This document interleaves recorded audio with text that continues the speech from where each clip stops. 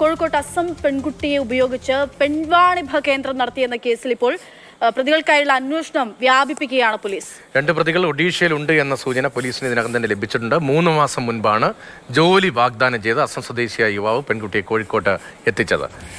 ഇംതിയാസ് കരീം വിവരങ്ങളുമായിട്ടുണ്ട്. ഇംതിയാസ്, ഇത് എങ്ങനെ, എപ്പോൾ, എവിടെ, എന്ത് കേന്ദ്രീകരിച്ചുകൊണ്ട് പെൺവാണിഭം നടന്നു എന്നുള്ളതാണ് പോലീസ് പറയുന്നത്? എത്ര കാലമായുള്ളതാണ് ഈ പിടിയിലുള്ള 2 പേർ?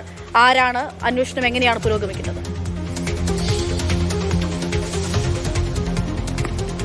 അക്ഷയ, രതീഷ്, 3 മാസം മുൻപാണ് ഈ അസം സ്വദേശിയായിട്ടുള്ള 17 വയസ്സുള്ള പെൺകുട്ടിയെ ഇൻസ്റ്റഗ്രാമിലൂടെ അസം സ്വദേശിയായിട്ടുള്ള യുവാവ് പരിചയപ്പെട്ട് ഇങ്ങോട്ടേക്ക് ജോലി വാഗ്ദാനം ചെയ്ത് കോഴിക്കോട്ടേക്ക് എത്തിക്കുന്നത്. കോഴിക്കോട് എത്തിച്ച് ഇവരെ വഞ്ചിക്കുകയായിരുന്നു.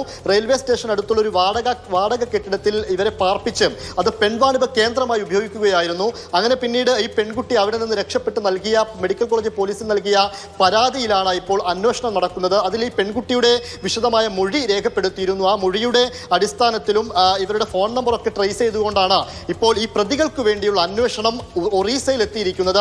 2 പ്രതികൾ അവിടെ ഉണ്ടെന്നാണ് സൂചന. ഈ സൂചനയുടെ അടിസ്ഥാനത്തിൽ ഒറീസ പോലീസിന്റെ ഒക്കെ സഹായത്തോടു കൂടി ഈ പ്രതികൾക്കുള്ള അന്വേഷണം ഇപ്പോൾ ഊർജിതമാണ്. കേസിൽ ആകെ 5 പ്രതികളുണ്ടെന്ന് പോലീസ് മനസ്സിലാക്കിയിട്ടുമുണ്ട്. അതോടൊപ്പം തന്നെ ഈ പെൺകുട്ടിയെ ഇപ്പോൾ രക്ഷിതാക്കൾക്ക് കൈമാറുന്ന കാര്യത്തിൽ ഒരു തീരുമാനം എടുത്തിട്ടില്ല.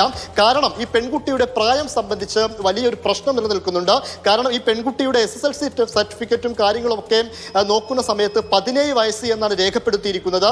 പക്ഷേ ഈ പെൺകുട്ടിയുടെ മാതാപിതാക്കൾ എന്ന് പറഞ്ഞ് കേരളത്തിലെത്തിയ ആളുകൾ സമർപ്പിച്ച ആധാർ കാർഡിൽ 20 വയസ്സ് എന്നും കാണിക്കുന്നുണ്ട്. അതുകൊണ്ട് ഇതൊരു സംശയത്തിന്റെ നീരിൽ നിൽക്കുന്ന ഒരു സാഹചര്യം ഉള്ളത് കൊണ്ട് തന്നെ വിശ്വസിച്ച് ഏൽപ്പിക്കാവുന്ന തരത്തിലല്ല കാര്യങ്ങളുള്ളത്. അതുകൊണ്ട് പെൺകുട്ടിയെ ഇപ്പോഴും വെള്ളിമാട് കുന്നിലെ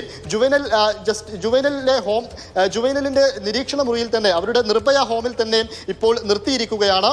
അതോടൊപ്പം ആരാണ് ഈ പ്രതികൾ, എന്തായിരുന്നു ഇവരുടെ ഉദ്ദേശം എന്ന് തുടങ്ങിയ കാര്യങ്ങൾ അന്വേഷിക്കുന്നു. ഈ പെൺകുട്ടിയെ കൂടാതെ തന്നെ ഈ പെൺവാണിഭ കേന്ദ്രത്തിൽ മറ്റു ചില പെൺകുട്ടികൾ കൂടെ ഉണ്ടായിരുന്നു എന്നാണ് ഈ പെൺകുട്ടിയുടെ മൊഴിയിൽ പറയുന്ന മറ്റൊരു പ്രധാനപ്പെട്ട കാര്യം. അക്കാര്യവും പോലീസ് അന്വേഷിച്ചു വരികയാണ്. അക്ഷയ.